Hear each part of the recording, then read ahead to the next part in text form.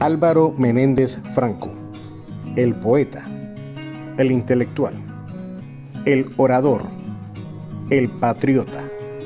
Conozca su historia contada por él mismo. Amigos de Dumas Informa, tenemos al historiador, el profesor, el intelectual, don Álvaro Menéndez Franco. ¿Quién es Álvaro Menéndez Franco? Escríbase usted.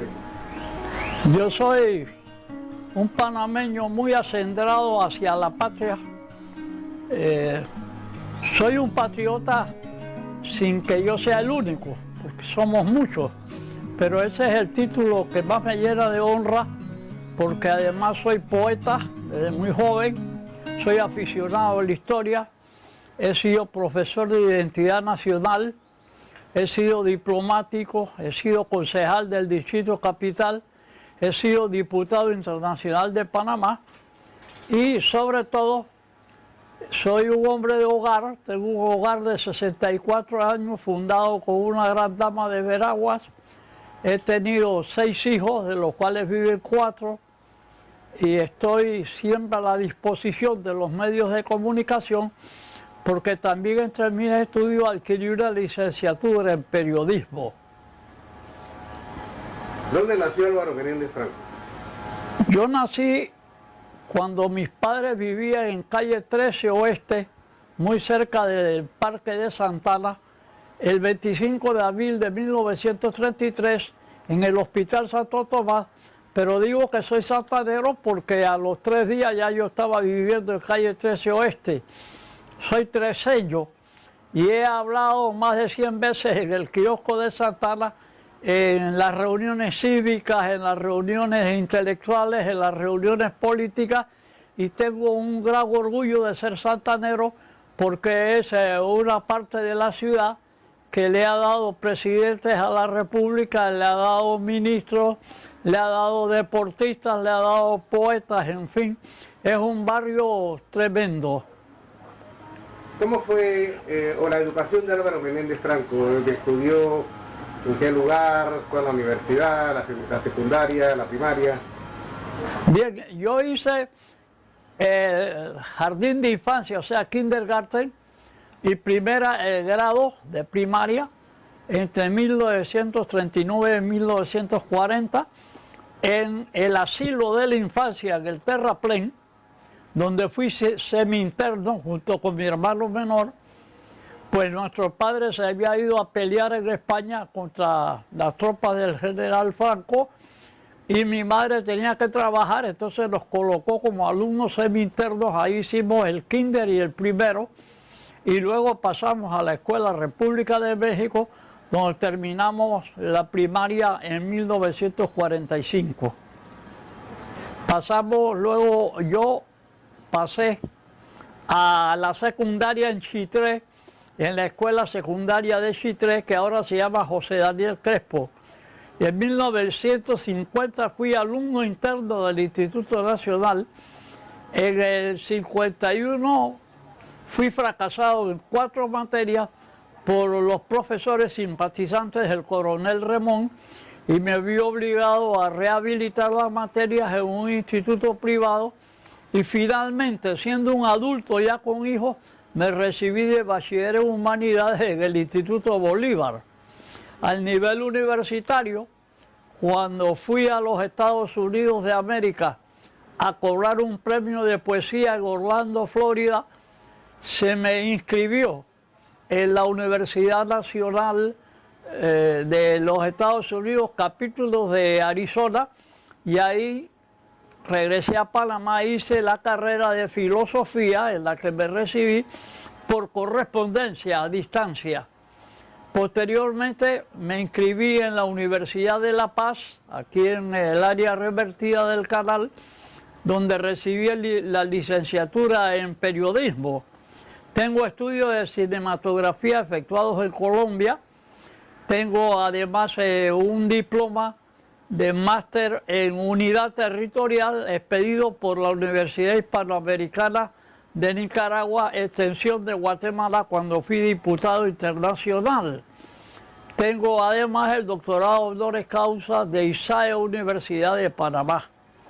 Tengo estudios de periodismo bancario y de periodismo turístico no culminados porque no había la carrera en ese tiempo en Panamá. O sea, usted se la ha pasado estudiando toda su vida. Soy un estudioso profesional, casi adicto. Aunque mis enemigos dicen que soy retrasado mental por lo de las materias en el instituto, que fue una fórmula para sacarme de las filas estudiantiles, porque yo hablaba en el aula máxima, hablaba en el patio de los almendros, hablaba en los salones. Tuve incidentes muy fuertes con un profesor de biología que llegó a ponerme uno y a retirarme, porque dice que a él no le gustaban los lidercillos de la Federación de Estudiantes. Muchos años después me pidió excusa, dice, yo no te juzgué como alumno, sino como político. Voy a cambiar la nota, pero la muerte lo sorprendió y la nota quedó ahí.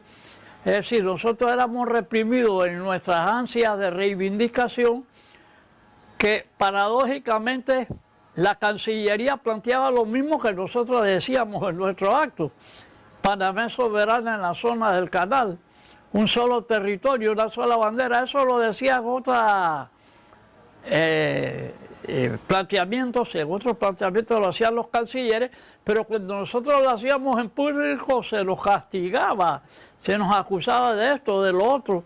Entonces la línea de los profesores fue sacarme sin darme oportunidad a una reconsideración, fracasándome en 4 materias. Lo que no se explica a la gente cómo es que en el mismo boletín me eximo en español y me eximo en otras materias. Entonces, ¿cómo es que se eximen en varias materias pero lo fracasan en 4? Vea, ¿y eso a qué se debía? ¿Había como un cero los profesores con usted? ¿Usted cuánto yo tenía? Yo tenía 17 años.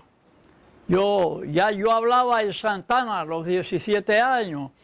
Hablé en el primer mitin contra el gobierno del doctor Arnulfo Arias en el año 50.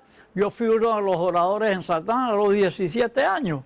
Pero además yo estaba vinculado a la Liga de Inquilinos en el Marañón, ¿verdad? Yo vivía muy cerca del Marañón, que la dirigía el camarada Vicente Castillo Sánchez. Y entonces nos veíamos en tareas de hablar en los patios inquilinarios. Y eso me dio un gran entrenamiento. Pero algunos profesores me tenían tirria porque dice, este es un agitador, este no es un estudiante, este está pagado para molestar. Porque emplacé a varios ministros de educación en el aula máxima del instituto. Con todo el respeto, señor ministro, ¿por qué usted destituyó a estos coordinadores? ¿Por qué destituyeron a estos profesores, etcétera? Entonces, eso lo consideraban los profesores como una grosería, cuando era una expresión de las luchas estudiantiles. Dentro de ese movimiento, ¿quiénes eran sus compañeros? O sea, que se agitaban igual que usted. Mis compañeros eran Daniel Vega, por ejemplo, que trabajó muchos años con la Cámara de Comercio, era un hombre muy brillante. Luis Espinosa, que después fue periodista de La Estrella de Panamá. Estaba Cleto Sousa, que después fue profesor de biología y se inclinó mucho a la izquierda. Estaba Ezequiel Rodríguez Pedrechi, que después se cambió y fue líder en la escuela normal y llegó a ser ministro en un gobierno. En fin, eran figuras estudiantiles. Nosotros éramos muy cívicos, pero se nos acusaba de politiquillos. ¿Usted qué leía?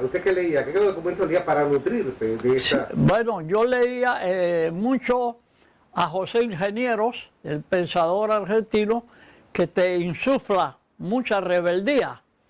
Leía, por ejemplo, a los 10 ensayos sobre la Revolución Francesa, que hay varios ejemplares, o los había en la Biblioteca Eusebio Morales del Instituto Nacional. Leía, por ejemplo, el reportaje de John Reed, 10 días que estremecieron al mundo, sobre la Revolución Rusa de 1917. Leía de Panamá, la historia de Panamá, las novelas de Beleño, las novelas de Ramón H. Jurado, las novelas de Rogelio Sinán, los libros de cuentos compilados por Rodrigo Miró. Leía la poesía de Demetrio Corsi, que era un poeta tremendo que influía mucho en la juventud. En fin, éramos ávidos lectores, ¿verdad? Y luego llegamos en la Semana del Libro en Santana, en el Parque de Santana, a adquirir algunas obras políticas en el stand, en el lugar en que las vendía el Partido del Pueblo, que era el partido de los comunistas panameños, decían ellos. Ahí habían libros de 10 centavos, 15 centavos. También íbamos a una librería en calle 13 que se llamaba Pluma de Oro, donde uno podía comprar un buen libro por 5 centavos, un libro de bolsillo. Ahí leí Gulliver en el País de los Enanos, Blancanieves, o sea, la literatura infantil. Cuando usted estaba en la escuela, ¿qué le decían sus padres sobre su comportamiento? Bueno, mis tíos, que eran los que me mantuvieron un año, que fueron quienes me mantuvieron, un tío en Las Tablas, que ahora su nombre lo lleva al hospital, Joaquín Pablo Franco Saya, y mi tía, que vivía en la Villa de los Santos, en la casa que era propiedad de ella y de mi mamá. Ellos me decían que si yo me metía mucho en política, dejaban de mandarme la pensión, y así lo hicieron. Cuando ya vieron que yo hablaba en Santana y eso, me cortaron la ayuda. Yo salí del internado incluso debiendo dinero. Habíamos logrado con Domingo Díaz Arosemena, un día de semana fuimos a verlo a la presidencia, Luis Ayala Gómez, mi hermano y yo, el hermano mayor de Manuel Antonio Noriega, Luis Carlos Noriega, fuimos a hablar con Domingo Díaz Arosemena, que era el presidente, en el sentido de que nos hicieron la rebaja de los internados, de la cuota, que eran 25 balboas. Entonces él dijo, no se preocupen, y al lunes siguiente tiró el decreto con el ministro de Educación, rebajándonos 2.50, o sea, los internados comenzaron a valer 22.50. Eso fue una conquista de la Federación de Estudiantes, no de los politiquillos, no era una lucha electoral, era por el bienestar de los estudiantes. Oiga, entonces, ¿usted ya se reunía, dialogaba con gente pesada en ese momento? Sí, yo hice amistad, por ejemplo, con Carlos Iván Zúñiga, con Ramón H. Jurado, con el doctor Jorge Llué, que era el líder del Frente Patriótico, ya en 1950. Ya éramos gente que salía en giras a recorrer el país, yo los acompañaba. Hubo un acto muy valeroso de los diputados Illueca, Marcos Robles, que era diputado, y González Revilla de Chiriquí, defendiendo el diario El País, que quedaba en calle Cuarta, en la Acción Católica, y había una orden del presidente Arias de decomisar esa edición del País, y la policía secreta comenzó a decomisar el periódico. Entonces ellos me llamaron, los diputados, que yo como dirigente estudiantil los acompañara, que no me bajara del carro para que me protegiera la inmunidad de Illueca. Y yo vi cuando ellos también tomaron los bultos de periódicos hacia sus autos y salieron por los diferentes barrios de la ciudad a repartirlo gratis, como una respuesta a la medida de la secreta que había recibido órdenes superiores de decomisarlo. Entonces ya yo quedé muy vinculado al mundo político de primera plana. Con mi calidad era de presidente de la Unión de Estudiantes Secundarios. Muy interesante. ¿Y usted qué pensaba? Estaba muy joven, ¿qué pensaba cuando se reunió? Bueno, yo tenía una ardiente fe en que la zona del canal volvería a manos de Panamá, y así fue. Así ocurrió muchos años después, por lo cual yo apoyé a Torrijos, a pesar de que habíamos sido adversarios. Habíamos sido compañeros en la Federación de Estudiantes, porque Torrijos era un líder importante en la escuela normal antes de irse al exterior a estudiar. Pero cuando él regresó nos veíamos, hablábamos, llegó con el grado de subteniente, teníamos una cordial amistad. A veces nos reuníamos en el Hotel Central, en el bar, y tomábamos una cerveza y hablábamos. Después nosotros nos peleamos a consecuencia. O sea, antes que Torrijos fuera general, que estuviera encargado de la policía, ¿ya usted lo conocía? Sí, desde los tiempos estudiantiles. Ajá. Torrijos era un líder importante en la Escuela Normal de Santiago. Por eso su padre, que no tenía las mismas ideas, que estuvo a punto de ser sacerdote, estaba preocupado y le consiguieron, ¿no?, el acceso a los exámenes de la beca, y él se ganó la beca junto con un señor de Las Tablas de apellido Medina. y ellos se fueron a estudiar y se desvincularon de los movimientos estudiantiles. Pero él no se olvidó nunca de que algún día la bandera tenía que flamear, la nuestra, en el Cerro Ancón. Y me cuentan compañeros de él en la Escuela Militar de Salvador que Torrijos tenía una bandera en la cabecera de su cama y que a veces antes de dormir la besaba. Era un romántico igual que todos nosotros. Y cuando usted era amigo de él en ese tiempo de la juventud, ¿usted se imaginaba que Torrijos iba a dirigir el país? No, ni él mismo. Torrijos era un líder natural, pero él no pensó nunca que iba a jugar ese gran papel que jugó, que se convirtió en una figura mundial, que reconquistó el canal de Panamá sin disparar un tiro. Eso son cosas del destino. Oiga, después que sale Álvaro Menéndez de la escuela, ¿qué hace Álvaro Menéndez? Mire, yo tenía múltiples trabajos, pero ¿qué ocurría? Los altos mandos del país, las figuras muy fuertes, me veían no como un adversario, sino como un enemigo. Entonces llamaban a los trabajos a los jefes y me hacían despedir. Yo vendí seguros de vida, duré muy poco en esto, me votaron. No, ya aquí hay una reducción de personal. Era mentira, los habían llamado, ¿no? Fui cobrador de varias mueblerías, duraba un mes, te pagamos, era buen cobrador, pero estamos reduciendo.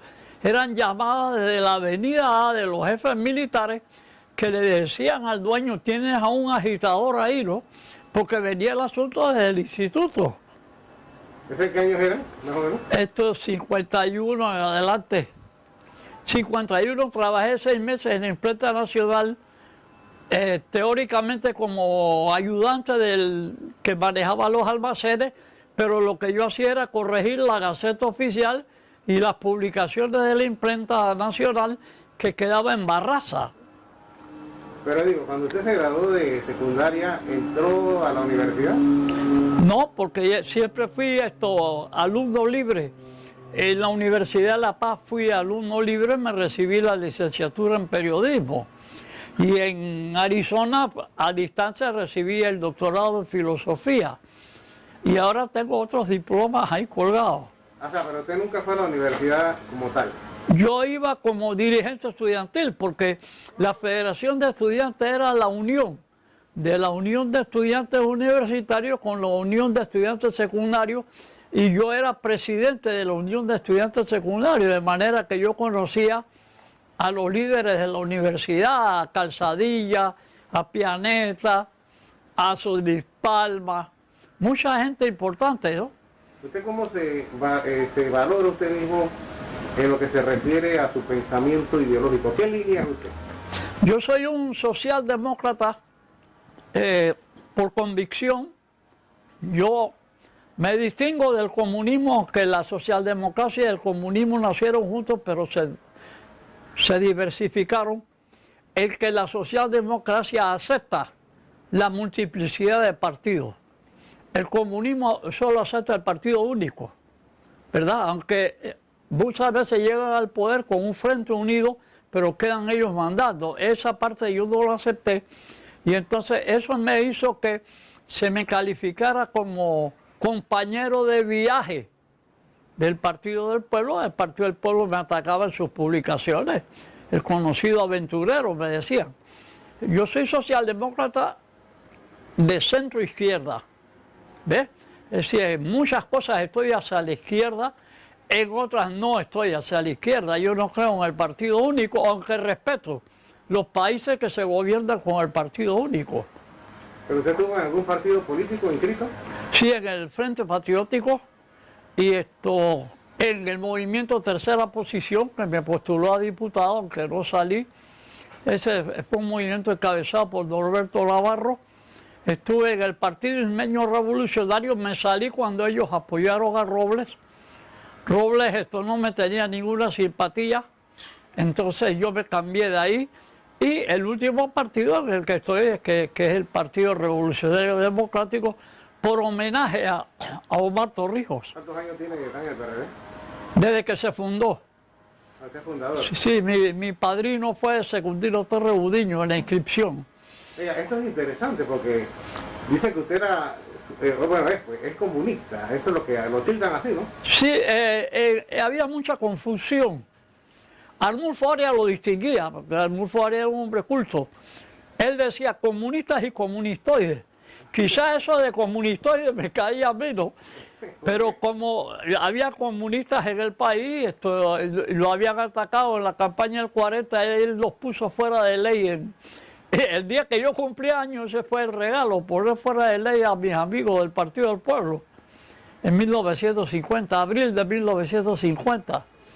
Y un tío mío, que era jefe de la secreta, fue allá al local y le comenzó libros y cosas, ¿no?